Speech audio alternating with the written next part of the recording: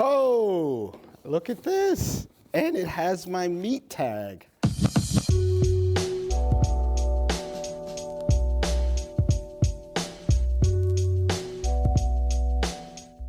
Hi, I'm Dave Ortiz, and this is Beyond the Box with Sneaker News. Founder of DQM, Dave's Quality Meat. I opened that store 2003, and then I was involved for a bit of time, and then I think I sold it in 2009 or 10. Being an artist, you know, I constantly like to reinvent myself and kind of do different things and don't like to paint myself in the corner. And I didn't want to be that guy, you know, close to 50, going to get a size 9 for like some snot-nosed kid. So, you know, I am I guess an old sneaker veteran. You know, when I opened the store, there really wasn't many shops like mine. It was, you know, Stash, Recon, myself, who else was doing stuff? There were a few other cats, and it was mostly digging through the crates, you know? Like, you'd go out to Brooklyn and find that old fucking Jewish man that had a basement full of dead stock. And it was kind of like this quest. It wasn't as easily available, and it was always limited quantities. So it was a different era. It wasn't kind of like the press, you know, buy it now and you got it. It was more of a search and destroy and figure out. And then sometimes they didn't have the thing you wanted, but then they had something else that you didn't know that they had. And you ended up buying that, and then that became dope. And, you know, but nowadays, you know, it's fairly easy. You know, it's literally, if you got a phone with internet, you could get anything you want. And that's cool too. You know, if you don't want to wait around or do the fucking work and just have it, so be it. New York in the 90s, you know, I was the first employee of Zoo York, and my friends, Rodney, Adam, and Eli, started Zoo York. And basically, me and Eli, we used to work together in the meatpacking district at a nightclub. There was a place at our building, 425 West 13th Street, in the meatpacking district. It's still there. There was a place called Dave's Quality Veal. And when I worked in that neighborhood in the late 80s, you know, I used to just tag up, you know, just like any other fucking kid who grew up in that era. We all wrote graffiti, so my tag was meat. And I used to write M backwards E-A-T with a chicken leg. And I would write, and I made the chicken leg look like a penis. And I would write, I boned your moms. And so one day, me and Eli were going to get lunch, and I bet Eli, I said, hey man, what if I took the wackest name and made that shit dope? And he was like, He was like, well, what is that name? And I was like, what if I opened a store and called it Dave's Quality Meat? And then I said, what if I opened a store and I designed it to look like a butcher shop, but it wasn't a butcher shop, and I packaged all the stuff in there to look like meat, and I created the first concept store. And he was like, I'll take that bet. And we bet $1. And he was like, and it was literally the wackest name. And I bought the refrigerator, and that refrigerator was such a fucking pain because it had to be a specific size. And I would have to go to the Bowery every fucking day until I found it. I became friends with all the guys on the Bowery because I would come in and be like, you guys got that refrigerator I'm looking for? I look like a crackhead and shit. And this dude, Vinnie Vincent was his name. He was like this fucking Guido from Bay Ridge or Staten Island. He was like, yo, I got your fucking refrigerator, yo.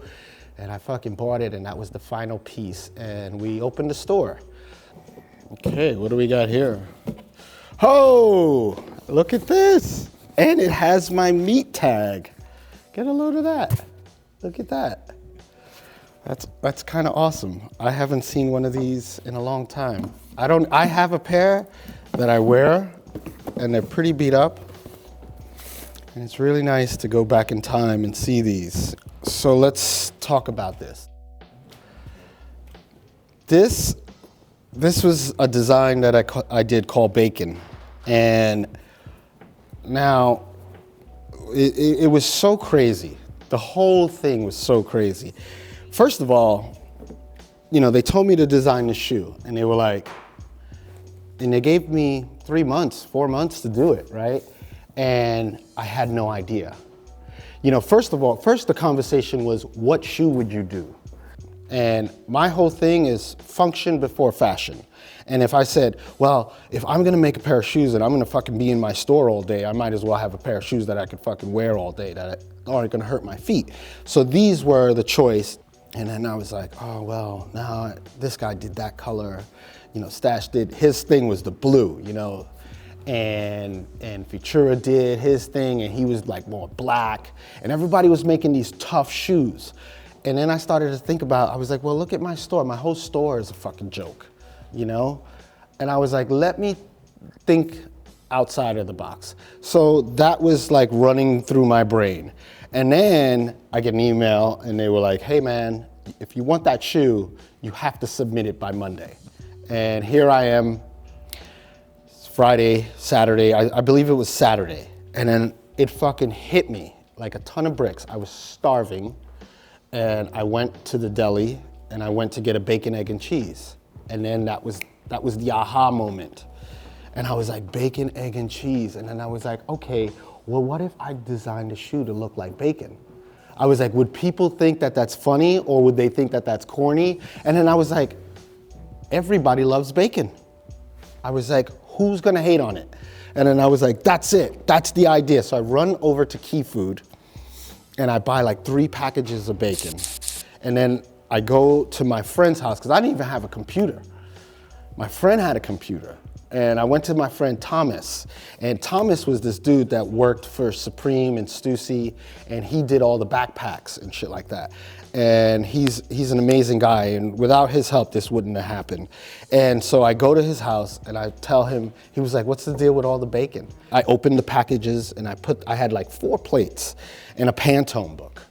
And we just went by every color. Like we broke it down and how it looked. And I just fucking stared at bacon, for hours. And then we finally we're like, doo, doo, doo, doo, doo, doo. And we were like, and he was like, yo, this is kind of dope. And then when you look at them like this, it looks like bacon. Here's the crazy shit. So I sent the design through and I was like, oh my God, they're gonna hate this. I was like, nobody's gonna like this. And I was like, if I could get 10 people to like it, I think it's a success. And then my friend was like, well, I like it. And I was like, all right, well, that's 2, like me and him. And then I had a printout and I'd show people and they were like, yo, that shit is kind of dope. And then I was like, oh, all right. And then by Monday, I get the email back from Nike and Jesse LaVea. And he was like, yo, this shit is fucking crazy. And then I was like, do you think it would be possible? When you get your new shoes and you have the little salt packages? I wanted to get bacon bits. So when my whole thing was to have a full experience. So like you're a kid, you go like this and then it smells like bacon and you're looking at this thing and it's called bacon and you're like, holy shit, this is crazy. It's bacon. I wasn't trying to do anything to be cool. I was trying to do something that was just like not what people were doing. And it was the same concept with the store. It was like most stores at the time were like, don't touch nothing. This shit's a museum. You could look at it, ask me. My shit was user friendly. I was like, I don't give a fuck what you do, touch everything. I don't care, and be cool to people. That was it. That was the only thing that I cared about. People who got it immediately were like, holy shit, and they bought 2 pairs. And then I remember I think we saved about 500 pairs or 250 pairs, and we re-released them like 3 or 4 years later, and then people freaked the fuck out. Then I saw something recently, or a year ago or so, that this shoe got nominated like one of the best designs of the decade. And I was like, holy fuck, that's kind of cool. And out of a joke, that became, the day we released the shoe, no line. People just came in. There was some people that knew about it, and it was probably a line of maybe 15 to 20 people. It wasn't nothing like the madness. But when we re-released it, there was the madness, and that was different. And that was cool. I remember one day I was I was out in front of my shop and I had the Hyper Strikes with my logo on the front, and I was sweeping. And this kid was like, "You're wearing those?" And I was just like, "Yeah, dude, I'm wearing them." I was like, "They're sneakers."